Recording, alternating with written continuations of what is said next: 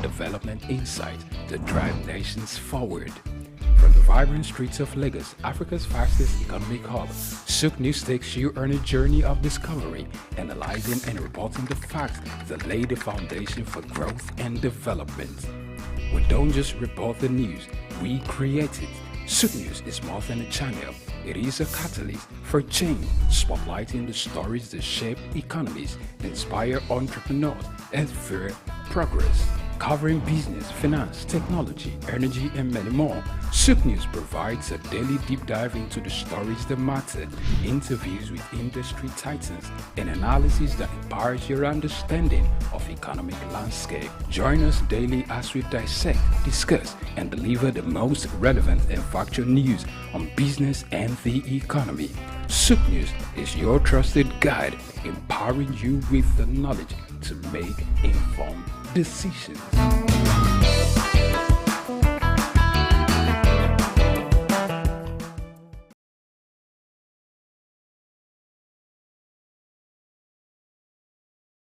The Three Wise Men.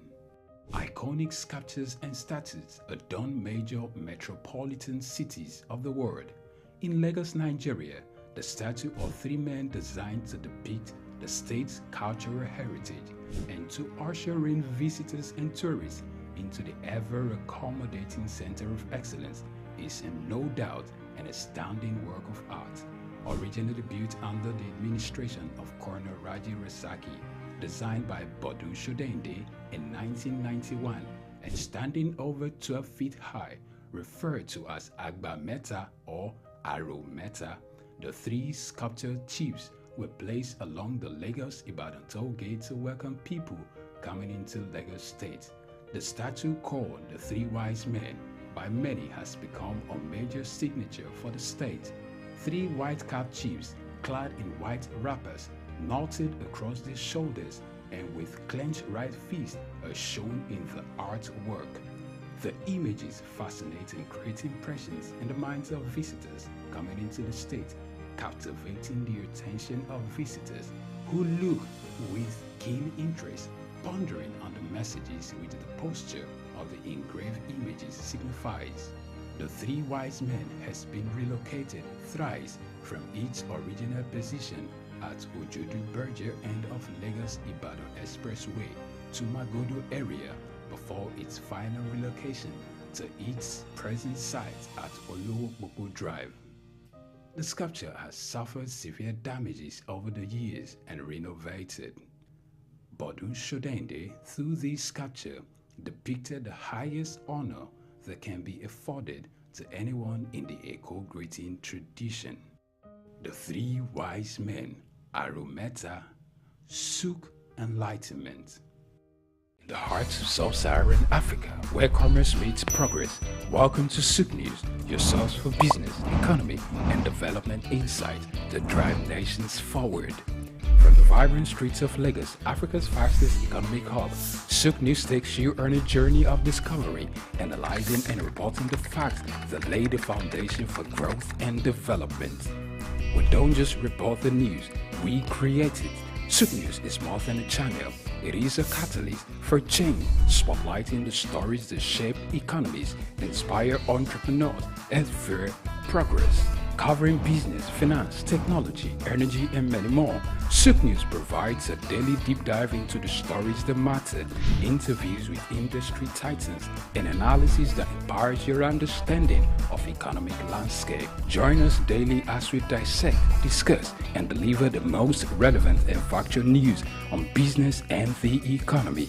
SOUQ News is your trusted guide, empowering you with the knowledge to make informed decisions.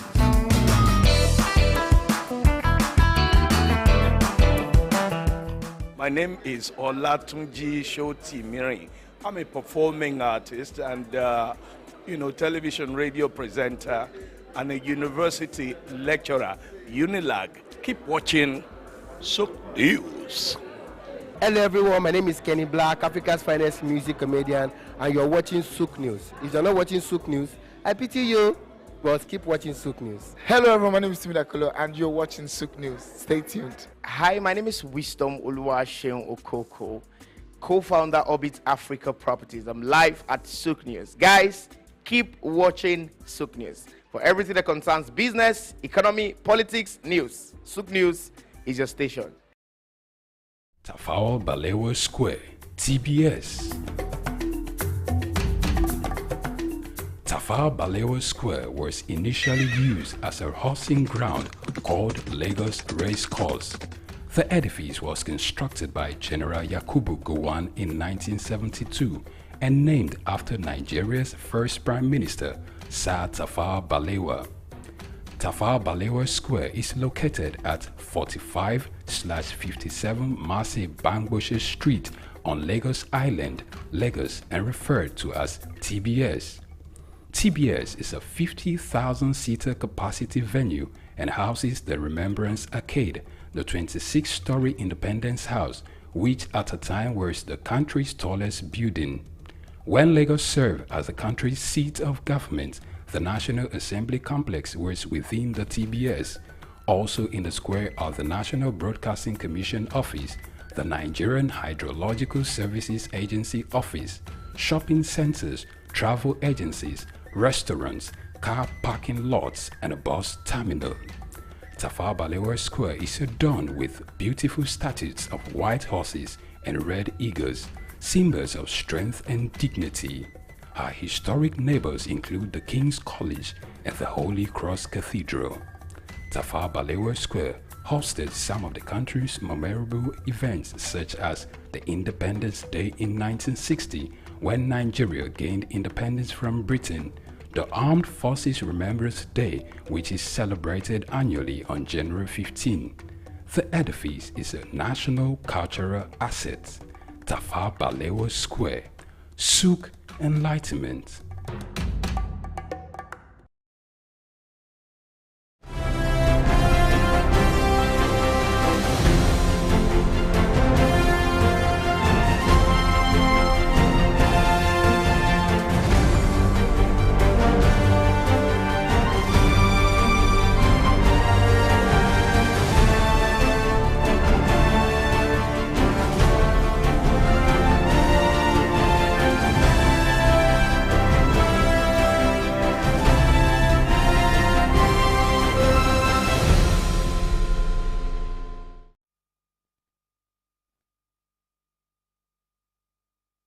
Here. And after our discussion from the last episode of SOUQ Pulse, we told ourselves, hey, we can't just stop at that point. It did not end on the note. We needed you to look at that mirror and tell yourself some basic truth. And today, we're going to tell you what we're talking about when we're back. Remember, it's still SOUQ Pulse. You just know, we'll tell you, do not stop talking. Don't keep silent. When you see that food is becoming scarce on the table, if not yours, that of your neighbor, that of people in some other states, some other countries, don't keep quiet. When you see that loans are being taken, be it from any of the Bretton Woods organizations, and the countries taking those loans are not using them judiciously, or policies are going against what those loans are taking for in the first place, don't keep quiet. When you see businesses across borders not happening because of policies your president, my president, can easily get done and get people working, moving, don't keep quiet. Then when you see yourself getting lazy and your countrymen, my countrymen, getting lazy, waiting for China to bring all the whole goods and you buy, still don't keep quiet. We are going on the break. When we get back, SOUQ Pulse will be right back. Don't go anywhere.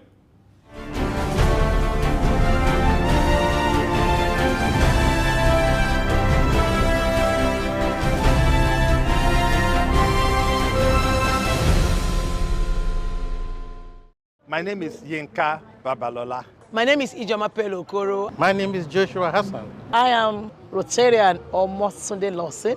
It's Ife Yunwarita Ejeze. My friends call me Ife.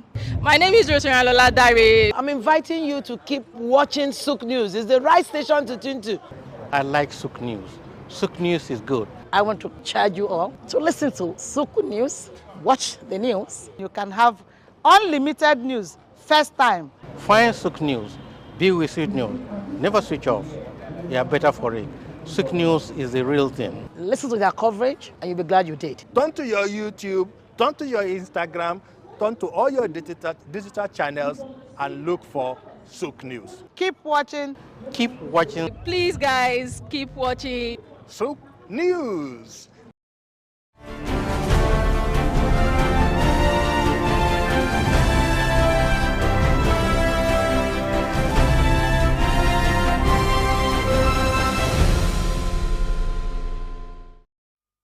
Welcome back. It's still SOUQ Pulse, and yesterday we were asking some straight questions, and we discussed along that line. We were asking us, who are the enablers of corruption?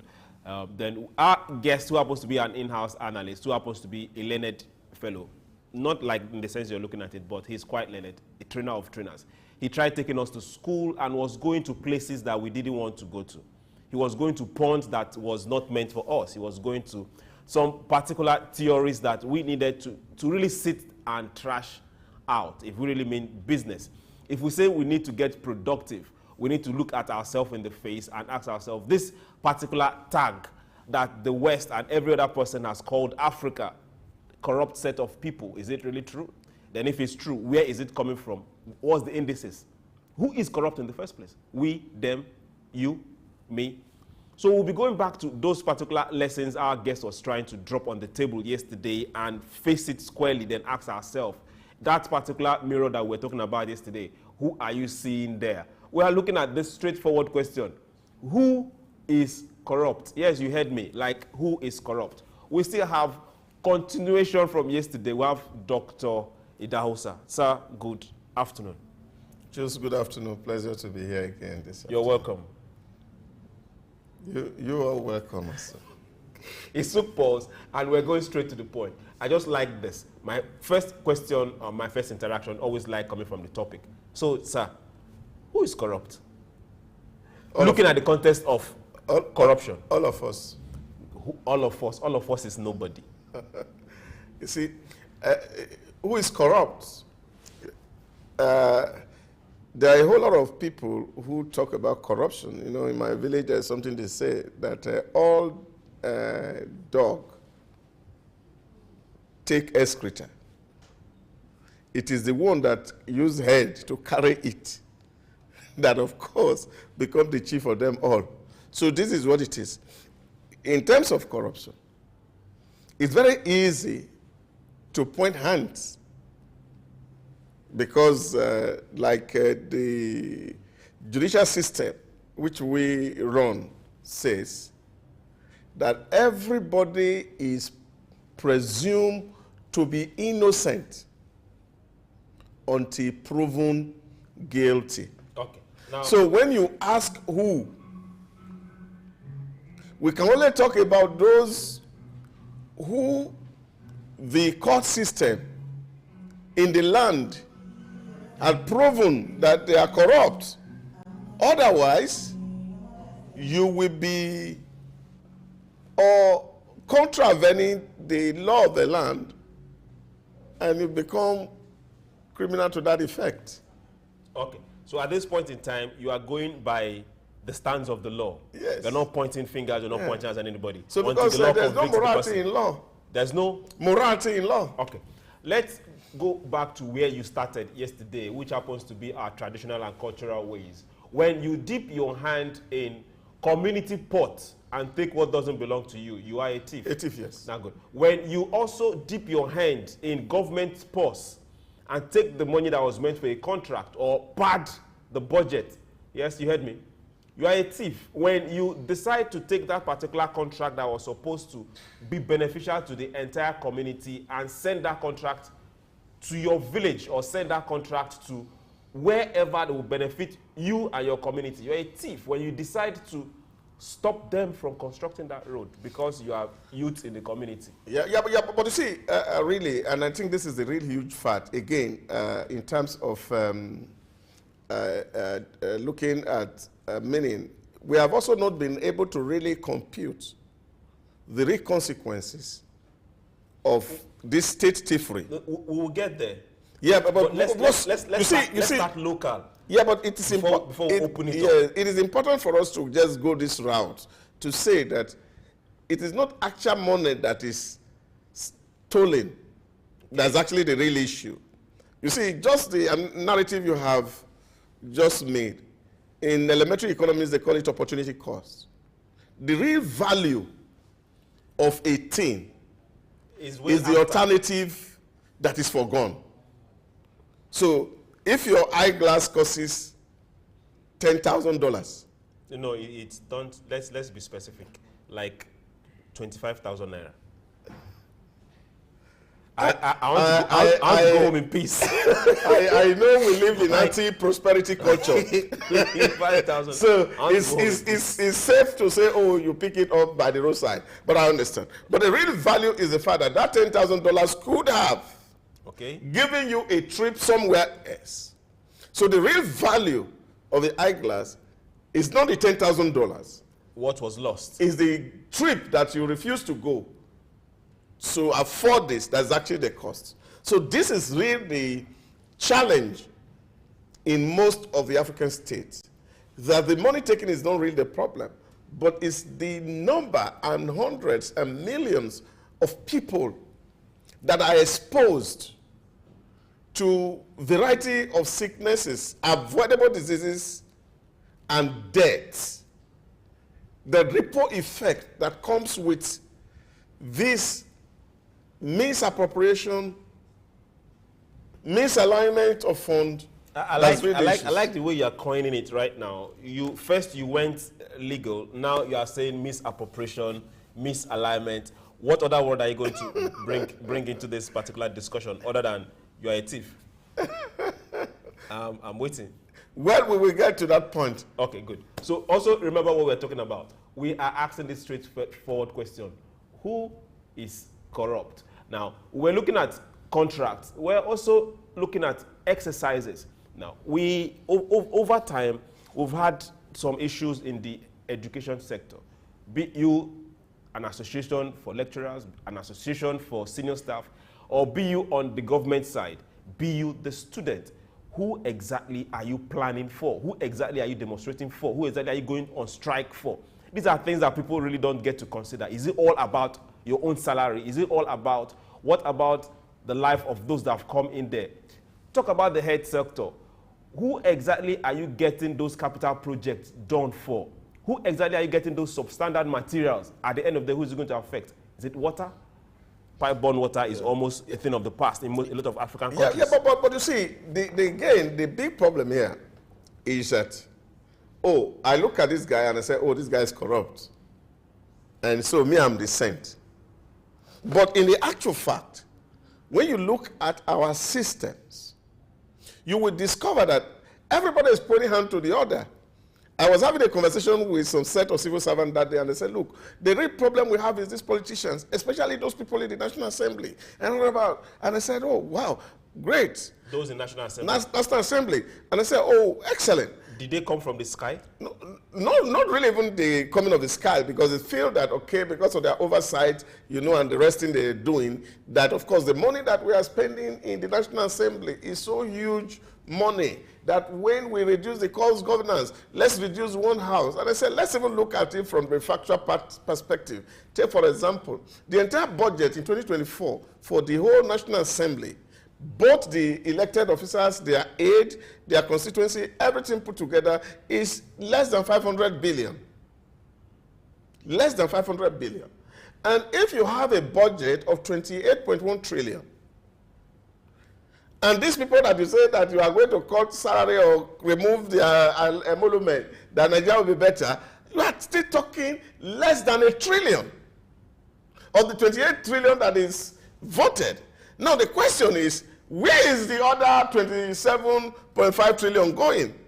Okay. So this is the real issue. So because those in numbers. Yeah, because with the numbers. So I was telling them, I said, for example, the collecting agencies in Nigeria, for example, the cost of collection for Federal Inland Revenue Service, Nigerian Customs Service, NNPC, put together is much more than the entire budget of the National Assembly. Cost of revenue collection. Okay. So just the cost of revenue collection. The revenue. Oh yeah, it's much more than what the entire National Assembly, both the National Assembly, their aides, the civil servants that are within the National Assembly collect. So, but it is easy for people to look at it and say, oh, the most corrupt people in Nigeria are the members of National Assembly. So this is a problem of apportioning of blame, so people can easily point out. Now, the woman who is hiding a file in the secretariat of somebody who has completed a legal contract, waiting to be settled before he presents the file for treatment, does not see himself as corrupt. And when you see this person in the street talking about Tinubu, you will think he's a saint. Who exactly is a saint, the woman or Tinubu? No, the woman. Okay. You will think the woman is a saint. The woman is a saint. Yes, okay. But when you go to evaluate the things that he is doing in her own little circle of influence. Those are not little circles anymore. Somebody can hide a file. You know, I was talking to somebody recently, and I said to him, you see, sir, why will one man spend 25 billion to repair his house? Budget 25 billion to repair a house. And I said, I even know that your own senior pastor, the house he currently lives was built at 2 billion. Now, the total money you have, all your assets, is not up to 10 billion. Now, you cannot imagine the man who controls a GDP of over $500 million only having to spend 25 billion to build a house. Okay. Now, when you put the percentage, you will see that this person that you feel that is righteous is actually much more or worse off than the person you are pointing at. Now, this is where really I was speaking about the value issues, because people feel that they are justified to do what they are doing, and the only person that is not justified is their neighbor out there. Is the person that gets the pointing? Let's do some. No. Because we're asking who. Okay. Because this who must become very clear. We are asking who, but you are pointing at me with 2 fingers. Yes, because you are a monk. Okay, I'm not denying that. But let's. Yeah, but this is. Let me finish this last point. Okay. I was telling somebody the other day, and I said to him, you see, government has made provision for a pedestrian bridge. Okay. To cross the express. And then you use the shortcuts to cross the road. And you are abusing drivers who are driving on the express, that they are not slowing down for you under a pedestrian bridge. You don't see yourself as corrupt. You see yourself as a normal citizen. The only bad person is the man who is in Aso Rock or the man who is in the Oval Office in Idahosa. So this is a problem in terms of looking at the who. Okay. On this particular last example you gave, we'll treat another topic and ask who needs psychiatric evaluation. I think that particular example will come in very, very handy, because a lot of people in this side will really need Arrow to visit Arrow. Now, let's go back to some of this particular indices you made. For that of the National Assembly, we have 774 local governments, each of them producing a member to the House of Assembly. Then 36 states, bringing three senators to the National Assembly. So, give and take, we have less than 1,000 of them. Give and take. Now, we are looking at a budget of less than 5 billion for 1,000 people. Now, I'm not saying it's too big, I'm not saying it's too small. But what we are looking at right now, as we speak, Africa needs to get productive. So wherever we can start cutting those particular monies from, let us do. But now, you mentioned something else, the civil service. Now, we are having a scale down on that particular side. As we are having this scale down, we ask straight questions. We are asking who is corrupt.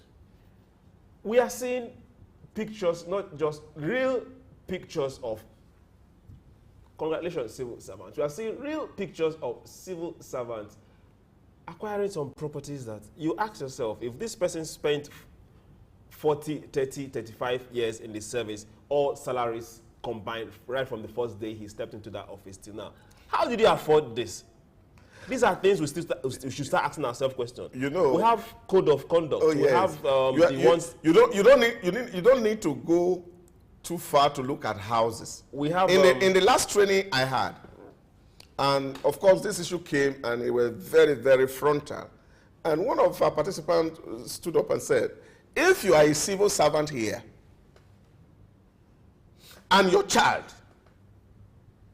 is in a private university in Nigeria, I'm not talking abroad, you are a thief. And the whole house was silent. He said, because you need to prove it, where you are getting the extra money to train your child in a private university in Nigeria. Not even to talk about many of them are having multiple children outside of the country. So he said, even having that money enough to pay a civil servant, you are having a child, say in CU or Afe Babalola or Igbinedion, whatever of the universities in Nigeria, he said you are a thief. You need to prove it that you are not. Okay, and this particular crop of good civil service are the people that are the engine of every government. And the person who said it was also a civil servant. So it was not coming from the private sector or coming from the church. It was coming from among them, because they know what they earn and they know what they earn, where it can actually take them to. So this is a problem that nation really cannot develop beyond the values of a civil service. And this is one of the critical issues that we really have to deal with as a country, but we run away from it from time to time. Take, for example... Are we running away from time? Oh, yeah, we run away from time to time. We shy away because we don't want to offend No. Is it really running away or shy? Take, for example, the university systems in Nigeria, tertiary education system in Nigeria. TED fund, which take certain percentage of the profit of corporate bodies in Nigeria every year, pump into the university system. In the last 10 years, TED fund has accumulated over 6 trillion. Where is the money? Where is the research to prove it? Where is the structure in the university system to prove it? And yet we are still talking about underfunding of education. Where is the product coming from the money it's given? I think that should be where if I go to the market to buy something, yes. And I spend money. So I ask myself every day, and you talk about TED fund, I also say, oh, we are not in control. It's university and the commission that they are doing this thing. Okay. They must be interested to see that. Can I ask this question? Who, in this particular case now, who is corrupt? All those in the system. All those in the system. Yeah. Okay. Now let's go back to an example. The example you gave earlier, talking about revenue generation. Now this is the question: if they are spending this much just to generate revenue, we don't know how much they are going to generate in the first place. But if they are spending this much, don't you think the system that allows this or that brought this particular kind of things to work is a corrupt system? Yeah, but you can't. They are not manufacturing a product. Oh, yeah, this is what I was saying. They are arranging things to generate funds. Yeah, yes, because of course you have map powers who are deployed here and there. Things that technology can do. That is not part of the salaries or capital expenditure they are going to spend. Yeah, part of it. So, but you see, you have manpower. Okay. You are deploying here and there. Things that technology simply can do, which collaborations can do. That, for example, we can have a way of having our data synchronized such that once people get paid, automatically within the system, all tax applicable are deducted. This is the issue. And of course, you see, one of the really critical issues is that you see a lot of people who even are taking and they don't even want to pay tax. Before we'll get to paying tax. Yeah. Now, let's look at this organization, because most times people look at it and once they talk corruption, everybody's eye go to the politicians. Yeah. We are coming there. But now let's look at ourselves. I said we'll go look out first before we go out. Now let's look at ourselves. Let's look at this particular ministries. We are looking at people that collect, be it tax, be it income, be it the customs, be it every NNPC.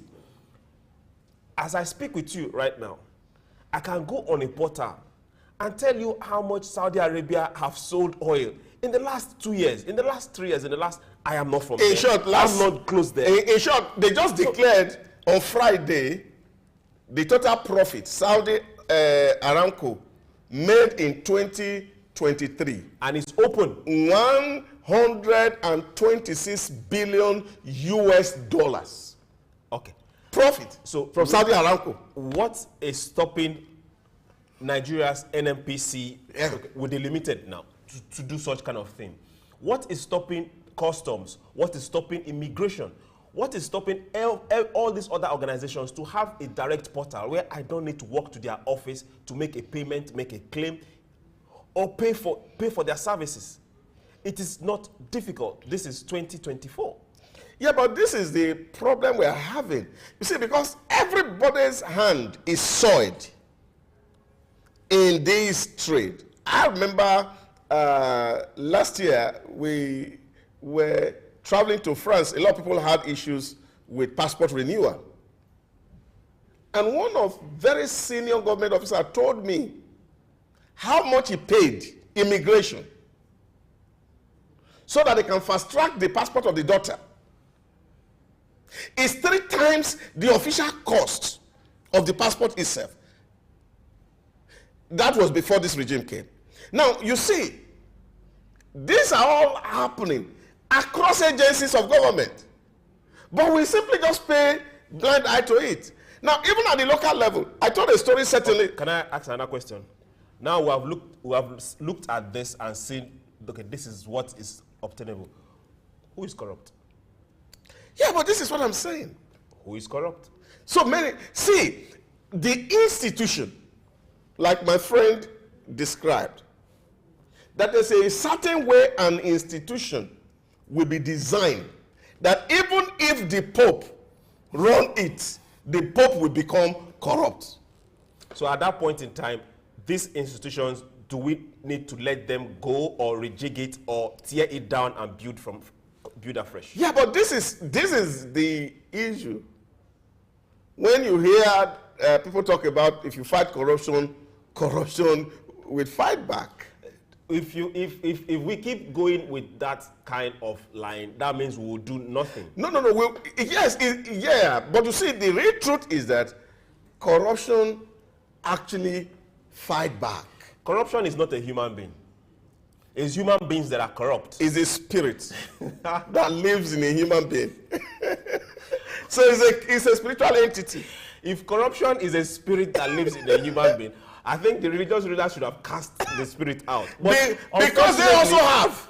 We are also going there. Unfortunately, if you say it's a spirit, a lot of, in quote, religious leaders are spearheading this particular issue of corruption. Jesus, so it can't be a spirit. When Jesus was asked and said, by whose authority are you doing? He said, Beelzebub. He says, demon can't cast itself out. This is where we find ourselves. Why are we trying to spiritualize this? No, we are not spiritualizing it. Okay. You see, but for me, this is where we need to draw the lines. We are still going local, though this local is going a bit broad. Yeah, so we have to draw the lines to say, yes, who is going to be corrupt? I gave a sample. A certain lady who was a principal in a secondary school in Lagos, and I was going to do a project in that school. And that project was to teach the children values, national values, because of the leadership course I was doing. So I was to sponsor this training. But as a way of gaining the attention of these children, I was going to employ people who specializes in coding to come and train the children. Okay. Then I will hire computers and take to the school and get the children together, train them on coding, then I have the opportunity to speak to them about the national value. And it took me almost close to 1 month to convince this lady, who was the principal of that school that this in Lagos here, needed this. That he said, no, what is in it for me? Okay, who is corrupt? This is the underlining question for today. You are opening your hands. Who? Definitely not the children. You can fill in the gaps. I should fill in the gaps. Okay. Now, while we are still filling in the gaps, I want to believe that you still have that mirror we talked about yesterday, and that mirror is close to you, and you're seeing somebody in that particular mirror right now. Sir, let's go to politics before we come very, very local and talk about the swamp you were talking about yesterday. Now, let me break it down. Political parties all across the board woke up and said for you to contest, there was a specific amount of money to pay to get the ticket, be it for president down to the local government chairman. Now, elections and everything that had to do with it, the amount of money spent on electioneering in Nigeria, for example, in Africa, is humongous. It's frightening. At the end of the day, can you please tell me how that money, whoever is coming up with that money is coming up with that money? Secondly, how on earth, after spending such amount of money, will the person, if I follow your triangle that you said as of yesterday, will the person not dip his or her hand into any of the coffers close or far away to recoup what was spent? Yeah. Certainly so. You see, yesterday, this is why I said we cannot be having this conversation without a theoretical framework to analyze whatever thing we are talking about. Because just putting hands at people will not solve the problem, because we have to look at the fundamentals. Yes, but first is, I was trying to explain. A madman that you are mad. Yeah, but you see, I was trying to explain to somebody recently, and we're talking about these issues, and I said to the person, look at it in my place. Okay. And I was giving a sample that even if government today want to do a road project in your street where you live now, okay, maybe it's Bale or Chief who is there. If it's not settled, that road cannot be tarred. I had a friend of mine who was working for Setraco, and that was around 2006, and I asked him, I said, guy, we were in school together doing that. This road, why can't you people finish this road? The east-west road. He said, bro, this road will never be done. I said, why? He said, because if they are paid money today, money enters Setraco today, I'm calling names, that the community people, they come and line up to come and take their share. The women, they are taking their share. The youth, they are taking their share. The chiefs, they are taking their share. Everybody, they are calling it the you take the diverse share. What money is remaining for the company to work? Okay. And then after, you come back and say, oh, the roads are bad. This government has failed. Because the truth of the matter is that the people who are there, you know, a friend of mine corroborated this and said, even in Lagos here where he was asking the pilot, what sin did you people commit that they tie every road around here and this your own is not tied? I said, man, they don't mind them. Even the small thing we ask them to bring, they refuse to bring it. Okay, now, pause. Who is corrupt? Fill in the gaps. I should fill in the gap again. Okay. Now, on this particular assignment of filling the gaps, we'll go on a break. Everybody get your pen, because this gap, we all need to fill it. SOUQ Pulse will be right back. Don't go anywhere.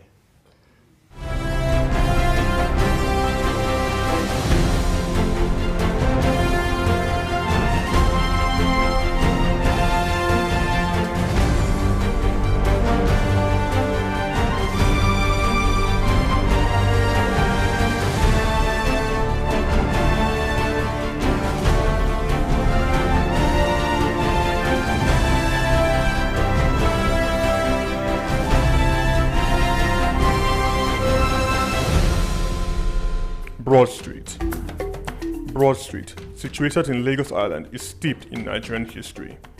Once the biggest financial hub of the country, it housed the headquarters of major banks, linked the CBN, the stock exchange, and the loads of lender companies. Broad Street is a historically significant street. It has played a central role in the development of Lagos and history, an important commercial and administrative center for the British colonial authorities. It was also a home to some of the city's earliest modern buildings. Broad Street was a residential area in the pre-colonial era. With the British came the Methodist Boys High School in 1878, and the Broad Street Prison in 1882, renamed Freedom Park. The General Hospital, which was a British military hospital, was built in 1893, being the first general hospital in Nigeria. The old British Secretariat building, which is now the Federal Ministry of Justice, was built in 1906. Broad Street has seen a full turn into modern commercial office blocks, complexes, skyscrapers, and markets from the outer marina through Akpombo, early into the Adeniji-Adele Road. Broad Street is one of the busiest streets in Nigeria on weekdays, where commercial activities take place day and night. From modern buildings to ancient structures, this street gives one a raw dose of life in Lagos. Broad Street is often referred to as Lagos Financial District. It boasts a mix of architectural styles, reflecting its long history, colonial-era buildings, Victorian and Edwardian architectural features, alongside more modern skyscrapers and structures. Broad Street remains a vital, vibrant part of the Nigerian economy. Broad Street. SOUQ Enlightenment.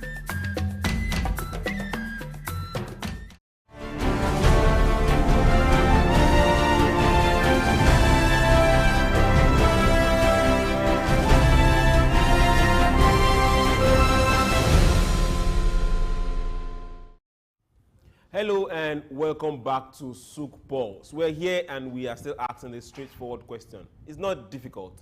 Who is corrupt? Then who do you see? Whose name has been on your lips for a while right now? So your neighbor, your pastor, your state governor, your friend, your president, the president of that other country that is traveling well over 50-something trips in less than a year. Who exactly? Now, before we go international, let's still dive to two more sets and ask this straight question. So, sir, now let's still bring it further down. Banks in Nigeria, banks in Africa. We are having an issue where no matter what happens with devaluation, dollar presence, dollar absence, banks have never declared loss, apart from those folding thanks to corruption of somebody carrying money and running away. We've not seen banks in this climb declare loss. So whose money exactly are they using to stay afloat and make this much profit? Looking at the amount of money they take in whatever form they tax whoever is depositing, from SMS to recharge to monthly to each time you use your ATM, no matter how many times you pay. Are this what the institution has allowed them to do? Because I remember during Sanusi's time, at a point in time, they were told, don't do this. But right now, they are doing it. And every year, year on, year in, year out, they declare loss. Is this proper? I think a friend of mine, some months back, advanced a theory, and I think that for higher institutions. And he said he's of a conviction that universities should not be given to professors to run, to manage. They should be given to who? They should be given to business people to manage. That if business people manage the higher institution, they'll be able to manage the professor for profitability. Okay. But the unfortunate thing that we find is that, like the story that Sam Adeyemi told of his encounter with Pastor Adeboye in one of the flights, and asking him, I said, Papa, why is it all this big name with all our congregation, we cannot even deliver our country? And the man said, we will continue to pray. Say, oh, that's all you have to say. And he said, look, Sam, let me ask you a simple question. If armed robbers, group of armed robbers come together and they want to elect a leader, would they take a policeman who is not part of them as their leader? And Sam said he has been trying to unravel that mystery. Since that time, Pastor Adeboye told him that story. Did you say this to confuse me right now, or what exactly? So if a group of armed robbers gather together and they want to choose a captain, certainly they will not elect a police as their leader. So they are going to elect one of them as their leader. Okay. So this is the problem. And I think we as a country must, as a matter of policy, not allow bankers to head our CBN. That's the solution. As long as bankers, people who have interest in bank, vested interest, investments in this bank, become our economists, determining what policy, monetary policy and fiscal policy we are going to run, we will be in the same circle. We can't come out. So this is where, for me, I'm talking about, let's not look at human beings, let's look at the institution design, because what is actually giving Philippe to corruption is the institutions. And if that institution is not broken down, there'll be a trouble. Because as long as we are going to have bankers as CBN governor, they will continue. Look at it. The only error we had was when Soludo, who was a man that was coming from the academia, came into the banking system and tried to rejig the system, which of course gave rise and birth to some of all these things that we are seeing today. But from that time, we'll be having, what do we have? Bankers as CBN governors. So all that they will sit down to think is like, they think about how to share the money. And that's what they have been sharing. Okay. Now, at this point in time, who is corrupt? Filling the gaps. Filling the gaps again. Now let's bring it. Let's go international. Our time is running fast. Our time is fast spent. Now, we have a case where a lot of corruption happened. Yes, in different spheres, but the major ones that catches the eye of the people, that of civil servants, is under the radar, majorly under the radar, until a particular insurance runs aground or money is missing somewhere before they speak it out. But that of politicians is what is always up there because everybody's looking. We have lots of, in billions, taken away from Africa yearly, every year. And these monies find their way to the West, specifically Switzerland, London, USA, Cayman Island, all of these places. And yet, these are the same people that will say Africa is corrupt. Africa is corrupt, but they are holding these funds.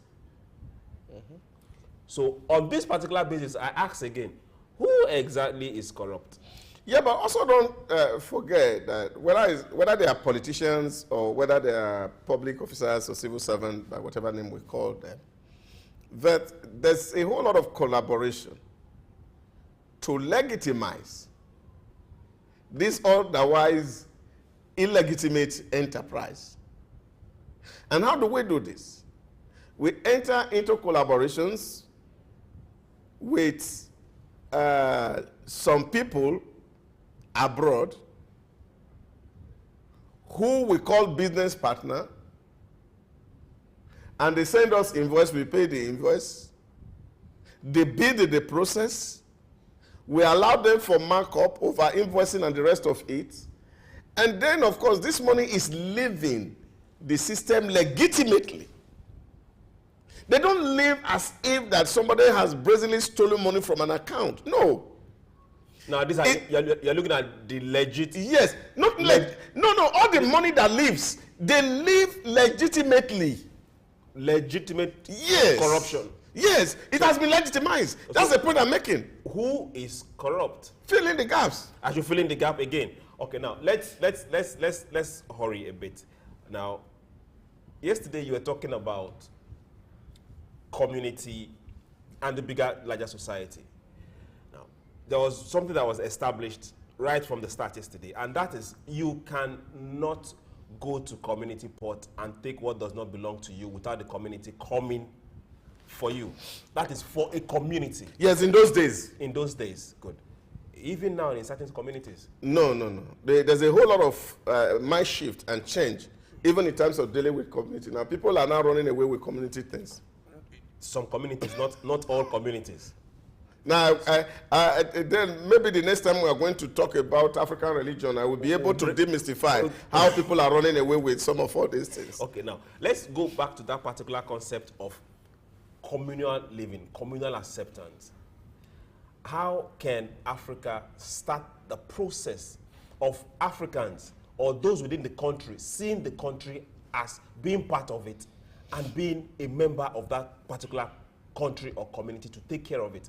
Because it's this ability of not owning the country or seeing yourself as part of it that makes everybody just sit down and say, after all, when it gets to my turn, I'll do the same. Yeah, but you see, this is a point, and I think sociologists really need to sit down to look at the evolution of community system in Africa and how we got to where we are right now, where there used to be sanction system for certain things that happened, that everybody believed a good name was better than riches. But today the case has shifted. And that is why you are finding that we are having community heads who are supposed to be, the repository of the cultures, the values, the norms of the people themselves. Some of them armed robbers, some of them kidnappers, some of them have become what they call those ones in Zamfara. Bandits. And we are seeing them in public glare decorating those people in quote we used to call thieves are being decorated in communities. They are giving chieftaincy titles, honoring them for doing things that hitherto were not true. So that communal values has somehow been eroded, be corrupted. And I remember having a conversation with. So what exactly is corrupting this? Is it? Are we embracing, just like you said, are we embracing? Oh yes, you see, a different form of religion, or are we embracing a different form of narration when it comes to culture? This is why I said that sociologists need to really examine this scenario. Why? Because you find we inherited a faulty Christianity and inherited a faulty Islamic religion in Nigeria. And these two combined adulterated the traditional religion. That's where we find ourselves, if we have to be honest with ourselves. So what you have had is that you are having a false church, a false mosque, because sometimes you have to ask yourself, that religion is not the problem. Christianity built Europe. Islam is building the Middle East. Why is the Islam in Nigeria different? And why is the Christianity in Nigeria different? This is a question we need to ask. So we have seen that this thing came and people were told, leave your ancestors alone and come and serve Jesus Christ. And even the Jesus Christ we are presenting to people is Boju Boju. Can you define Boju Boju? You really need this Boju Boju. I don't understand any part of it. Well, let's leave it at that. Let's leave it at Boju Boju. Okay. Now, how can we start holding ourselves responsible? I think this is something that we all need to.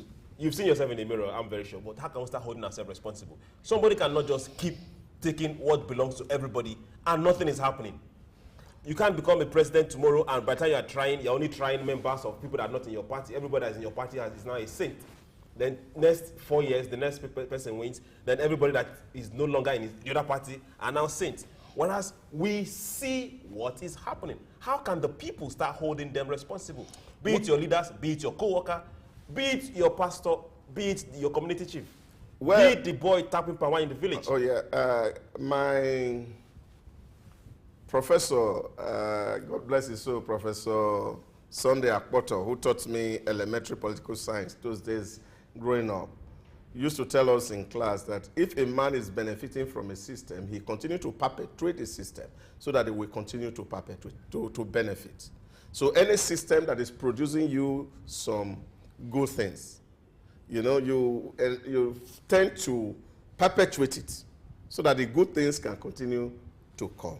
And this is why, for me, dealing with these issues, it has to come from a leader, one leader, who is going to come into office in Nigeria and will be able to demonstrate by word and deed, and deed, that he did mean well for everybody. Now, we are not going to be appealing to ethnicity or religious sentiments.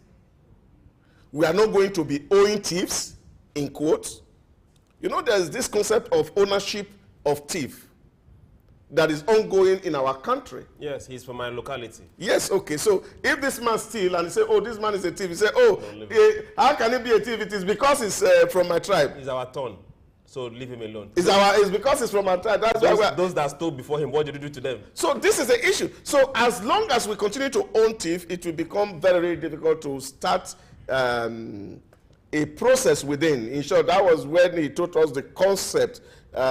My professor then, later Professor Sunday Akpoto, he called it political harakiri. I didn't know it was an English word that to be found in a dictionary.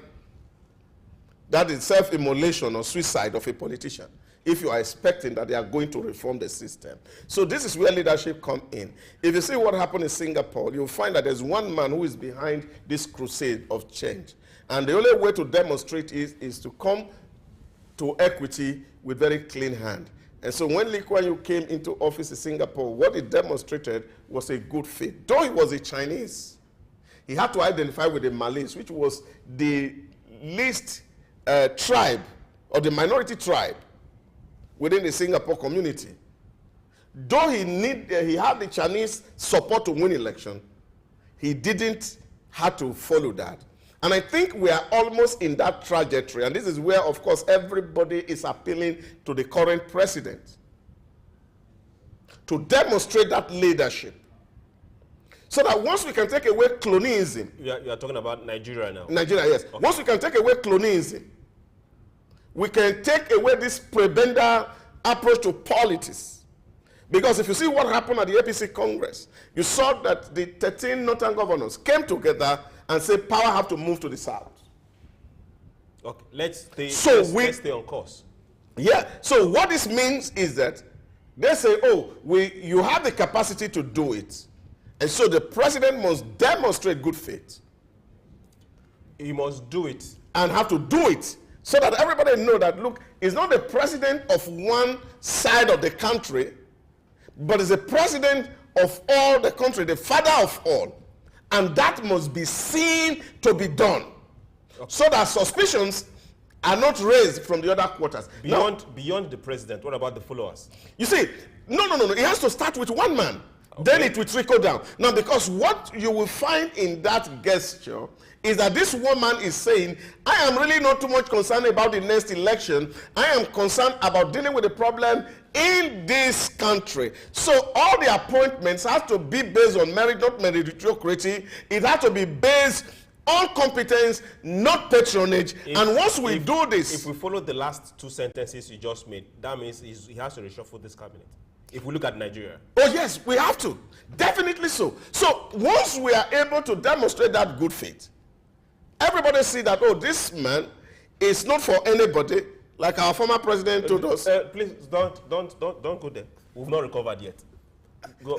You He belongs to everybody and he belongs to no man. So yes. This is what it is. And when you find such a leader who will demonstrate by word and deed that, look, yeah, I don't have interest beyond seeing Nigerian work. Everybody see that tone from on top. Everybody will just whip in line. Doesn't it amaze you? I was coming from Casablanca on Sunday, and we were all behaving in Mohammed International Airport in Casablanca. And to my amazement, as we arrive in Nigeria, the door of the aircraft has not been answered. And one young man that was behind me, I was saying, yes, we are in Nigeria, we have to take what belongs to us. Even common instruction to say, please, everybody disembark, roll by roll, is not possible. Okay. So the unruliness is within the institution, because the same Nigerians that are doing some of all these things, when they go to UK, they behave. When they go to America, they behave. Because they know that in that places, there is no place to appeal to once you are caught. There is no ethnic sentiment, there's no religious sentiment. The law take its full course. Now, once we have a leader who says, oh, anytime you are caught, it doesn't matter who is involved. If it is my son and you are caught, you will be dealt with according to the basis of the law, without any fear or contradiction or favor. You will find that everything will start to fall in its places. And I think this is, for me, the way to go. That's the way to go. We are short on time because we didn't get to touch on the police, the military, the legal system too. We didn't get to touch on that. And we did also get to touch on NEPA. Oh, we're short on time. But you know yourselves, every one of you, you know yourself. And when we say who is corrupt, fill in the gap. My name is Chuks, John-Rogers Chuks, and it's been a pleasure having you on the show today, sir. Thank you very much. My pleasure always. Okay. Yes, our time is not just fast spent, it's gone. We are running right now on borrowed time, and we look forward to seeing you tomorrow, Wednesday, God willing. And it's going to be interesting. Remember, join us on all our social media handles. Let's keep this conversation going. If you want to say Africa has to be productive, it's me, you that has to be productive. It's me, you that have to have that value change and that moral change. And hey, it is possible. Our narration must come from us. The West can't define who we are. Asia can't define who we are. We will define who we are and tell them who we are. Thank you very much for being there. We'll do this again tomorrow. Bye.